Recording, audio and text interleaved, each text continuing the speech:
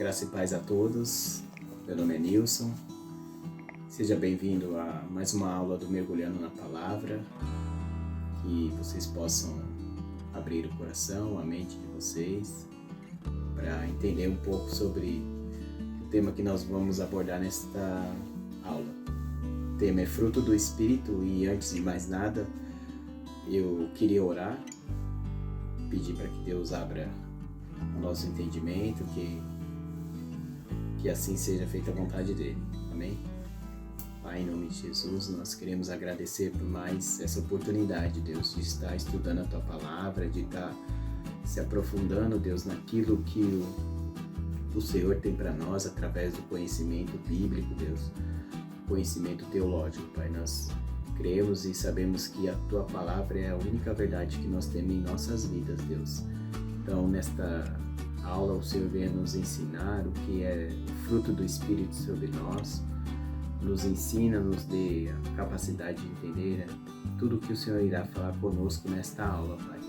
Nós agradecemos a Deus pela oportunidade, Pai, porque sabemos que em muitos lugares, Deus, as pessoas não têm o alcance da Tua Palavra, Pai. Desde já eu oro para que o Senhor use a minha vida, Deus, como instrumento, que a sabedoria do Senhor seja derramada sobre mim neste momento e que cada pessoa que está assistindo essa aula, Pai, possa receber do Senhor, Deus, a Tua Palavra. No nome santo de Jesus. Amém. Amém a todos. E fruto do Espírito em grego, né? A palavra fruto do Espírito, ela significa dekarpos tu pneumatos, ou seja, ela está relacionada ao fruto da alma do ser humano, né? E quando nós pensamos que o fruto da alma do ser humano é remetida por Deus, que lá em Gênesis fala que Deus soprou sobre a narina do homem o espírito, que seja o pneuma, né? E em outras traduções está relacionado com o fôlego de vida do ser humano. Vamos entender um pouco, né, sobre o fruto do Espírito e aquilo que Deus quer nos ensinar nesta noite. Gostaria que vocês abrissem lá em Gálatas 5:22, que o apóstolo Paulo ele fala sobre esse fruto de uma forma literária, né? E a palavra fala assim: mas o fruto do Espírito é amor, alegria, paz, paciência, benignidade, bondade, fé, brandura, temperança. Contra estas coisas não há lei. Em outras traduções, contra estas coisas não há regras. Eu quero fazer uma pequena introdução sobre esse livro de Gálatas, que conta a história de como Paulo enviou essa carta, né, a respeito dessa região, né, da Galícia, né, aos Gálatas. Paulo ele estava na sua segunda viagem missionária, né, e nessa viagem ele descobriu que estava se ensinando outro tipo de fé para as pessoas, outro tipo de lei. Então eu gostaria de fazer uma pequena introdução aqui. Ele escreve essa carta para despertar ao povo de Gálatas que a liberdade que eles tinham conquistado através de Cristo, essa liberdade ela não seria mudada, né? Por quê? Porque uma corrente judaica oriunda de Jerusalém foi até essa localidade, até Gálatas, e começou a ensinar outro tipo de graça, outro tipo de fé a Galícia, né, aos gauleses. E Paulo ele enviou essa carta mostrando para eles que a única fé que eles tinham era em Cristo Jesus. E eles não deveriam aceitar esse outro tipo de lei, né? No caso seria essa corrente judaizante que queria levar outros preceitos sobre Cristo. Então, praticamente isso iria anular a cruz de Cristo. E eu queria fazer uma pequena introdução aqui, que fala assim, ó, quando Paulo escreveu essa carta, a Galícia, ele fez para despertá-los para a liberdade na qual Cristo os tornou livres. e não se colocarem sobre a lei, pois a lei ela foi conquistada na cruz. O que ele quer dizer sobre essa lei? Que quando esses judeus se converteram ao cristianismo, eles se converteram ao cristianismo, mas eles queriam colocar no povo introduções da lei de Moisés. Mas Paulo fala que a cruz de Cristo ela justifica toda a lei, né? Então os judeus eles foram para essa região e começaram a falar sobre o apóstolo Paulo. Em Gálatas, se você começar a ler o versículo capítulo 1 e diante, Paulo começa a defender a sua apostolidade ali e começa a defender aquilo que Cristo ensinou para aquelas pessoas daquela região. O maior desejo de Paulo era que as pessoas não abandonassem a fé em Cristo, ou então não aceitassem aquela situação que eles estavam vivendo. Uma das coisas que ele queria que as pessoas entendessem era que não caísse no legalismo. E eu vou ler aqui o que significa o legalismo, né? Judaico.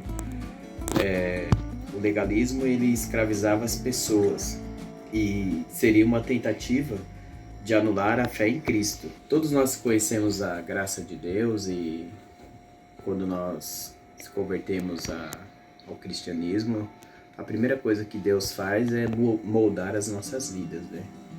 E eu gostaria de ler um texto que se encontra lá em João 3:1 ao 7, e o texto fala assim: havia um fariseu, um homem chamado Nicodemos, um governante dos judeus. Este veio de noite a Jesus e lhe disse: Rabi, nós sabemos que é mestre, vindo de Deus, porque nenhum homem pode fazer estes milagres que tu fazes, se Deus não estiver com ele. Jesus lhe respondeu dizendo: na verdade, eu te digo, se um homem nascer de novo, ele não pode ver o reino de Deus. Nicodemos disse a ele: como pode um homem nascer sendo velho? Pode entrar pela segunda vez no ventre de sua mãe e nascer? Jesus respondeu: na verdade eu te digo, se o homem não nascer da água e do Espírito, ele não pode entrar no reino de Deus. O que é nascido da carne é carne, e o que é nascido do Espírito é Espírito. Não te admires de eu te ver dito, necessário vós é nascer de novo? Então, Jesus, quando fala isso para Nicodemos, ele está explicando para ele que a pessoa tem que mudar as atitudes dela, né? Ou seja, quando você se converte ao cristianismo, ou você conheceu a fé e a graça de Jesus, então, mediante essas palavras, ele fala para Nicodemos. Praticamente, Nicodemos, ele conhecia toda a lei, por ele ser um fariseu. Então, Jesus fala para ele que ele tem que nascer de novo, ou seja, mudar as atitudes que ele tem. Como que é mudar as atitudes? Quem é nascido da carne é carne, e quem é nascido do Espírito é Espírito. Nascer de novo é você começar a mudar as suas atitudes e caráteres. Ou então, seja, quando nós se convertemos, a gente tem que ter uma mudança verdadeira. Ou não apenas ter uma mudança de falar, mas sim nas nossas atitudes. E Jesus, ele fala isso para Nicodemos, ele não entendeu. Vamos fazer uma pequena introdução aqui do que eu tinha falado a respeito de Paulo, né? E a gente vai ler lá em Romanos 3, 21 ao 24, a respeito da lei, né? Para a gente entender um pouco o que Paulo falou nessa carta aos Gálatas, né? Romanos 3, do 21 ao 24. E olha que Paulo fala sobre essa carta, né? Do 21 ao 24. E diz assim: mas agora a justiça de Deus se manifestou sem a lei, tendo testemunho da lei e dos profetas. A justiça de Deus, que é pela fé de Cristo Jesus, para todos, e todos que creem, porque não há diferença, porque todos pecaram estão privados da glória de Deus, sendo justificado livremente pela sua graça através da redenção que há em Cristo Jesus. Quando nós lemos esses textos de Romanos, nós entendemos que nós somos pecadores. O pecado ele entrou por um homem e a gente foi redimido por Cristo na cruz. Ou seja, a nossa natureza ela é propensa para o pecado. Como que é isso? Então, nós temos as raízes do pecado dentro de nós e nós se convertemos e Jesus e Paulo nos ensina. Todos pecaram e estão destituídos então da glória de Deus. E nós estamos destituídos da glória de Deus. A cada dia a gente tem que fazer o quê? Buscar redenção diante do Senhor. Por mais que nós sejamos justificados pela graça de Deus, a redenção vem de Cristo. Então esses judeus eles queriam introduzir a lei de Moisés e isso automaticamente anular a cruz de Cristo, né? Isso não tem relevância no cristianismo, né? Nós não acreditamos nisso. Segundo Paulo, o que nós deveríamos fazer? Buscar a justificação em Cristo. E a gente tem que fazer isso todos os dias. A justificação vem pela fé em Cristo, não pela fé na lei. Outro texto que eu gostaria de ler está lá em Romanos 5, 12 e 20. E o texto fala assim, do 12 ao 20. Portanto, como por um homem o pecado entrou no mundo, e pelo pecado a morte assim também... Portanto, como um homem o pecado entrou no mundo, e pelo pecado a morte assim.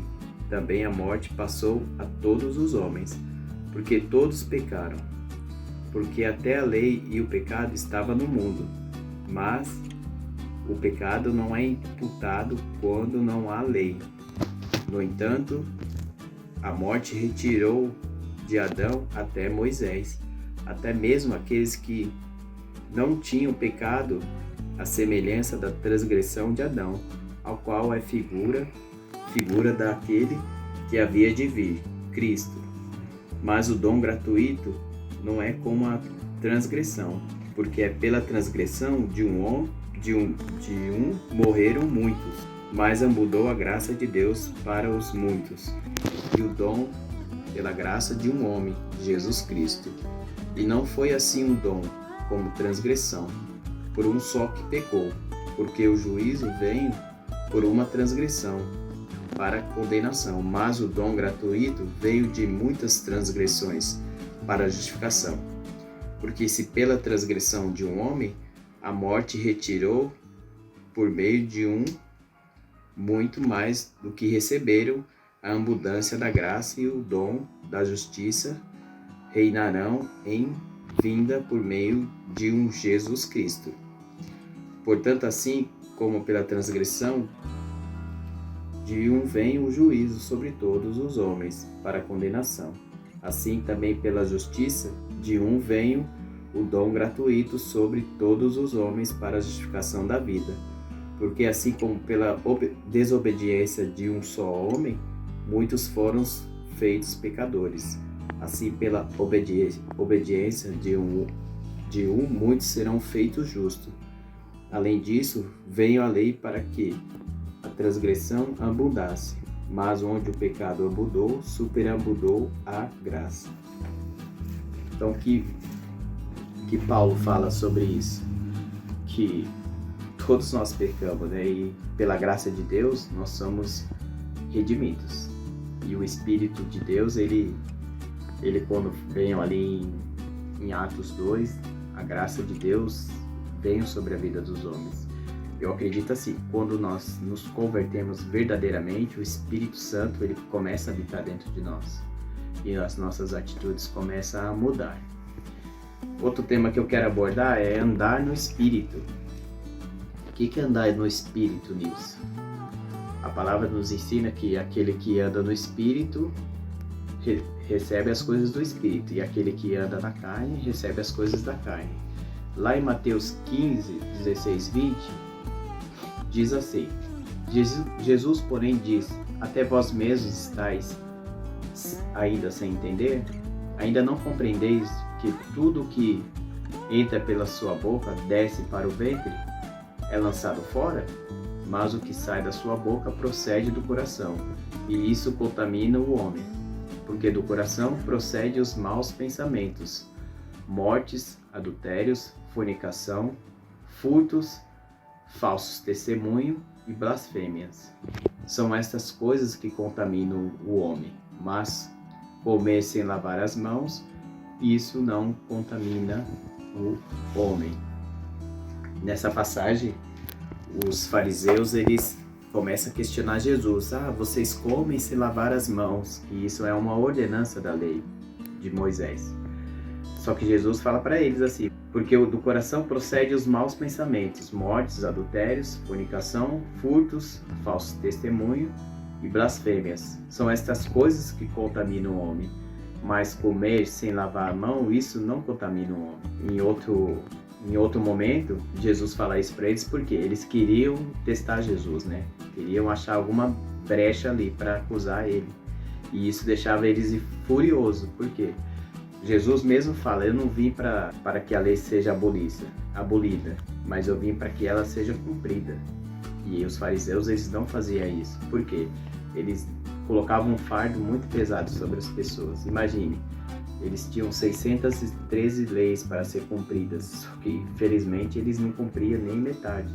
E mais para frente a gente vai entender por que eles não cumpriam isso. Eles falavam da lei, mas eles não conseguiam viver ela. Por isso que em muitas passagens você vê que Jesus era sempre testado por eles. Traziam a lei de Moisés para ver se ele deixava alguma brecha ou caía sobre ela. Mas Jesus sempre com a palavra ele redimia, ou então ele mostrava que eles estavam errados.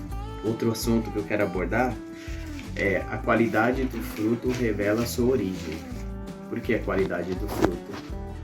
Jesus, e lá em Mateus 7,17, a gente vai ler e vai entender um pouco. Mateus 7,17, Jesus ele mostra para os fariseus quanto eles estavam errados. E diz assim, Mateus 7,17 ao 20. E a gente vai ler aqui. Assim toda árvore boa produz bons frutos, mas a árvore corrompida produz frutos ruins. Mas não pode a árvore dar frutos ruins, nem pode a árvore corrompida dar frutos bons. Toda árvore que não produz frutos bons corta-se e lança-se ao fogo. Portanto, pelos seus frutos os conhecereis. Por que Jesus fala isso? Ele quer mostrar para os fariseus que tudo aquilo que eles produziam era frutos maus. Imagine, 613 leis para você cumprir, só que eles não cumpriam. E mais para frente a gente vai ver por que Jesus falou isso, né? E se você for ver naquela passagem da figueira, ele não está falando das pessoas. Os discípulos não entendem aquilo, que ele amaldiçoa a figueira e a figueira morre. Ele está amaldiçoando todo aquele sistema religioso, que eram os fariseus, os saduceus, os escribas. E Jesus ele faz essa passagem e amaldiçoa aquela figueira. Porque eles não davam bons frutos, não davam bom testemunho de Deus, eles não pregavam o amor de Deus, eles não pregavam a graça de Deus, né? E Jesus, ele sempre abordava eles de uma forma mais ríspida, né? Mostrando para eles os erros que eles cometiam contra todo o povo, judeu e gentios. Deixa eu falar só um pouquinho da época da lei, né? O que é a época da lei, Nils? A época da lei é... Se a gente for ler lá em Levítico, no livro de Levítico, Deus começa a mostrar algumas regras que eles deveriam cumprir, os sacerdotes, os levitas que cuidavam do templo, do tabernáculo. Então, lá em Josué 8:32, fala assim: também escreveu ali, em pedras, uma cópia da lei de Moisés, que este havia escrito diante dos filhos de Israel. Então, na época da lei, eles tinham que cumprir muitos rituais, né? Desde você remir os seus pecados, rituais sacerdotais, e isso que Jesus não vem abolir, né? Jesus sempre cumpriu a lei de Moisés, sim, que que é voltada para quê? Para a graça de Deus.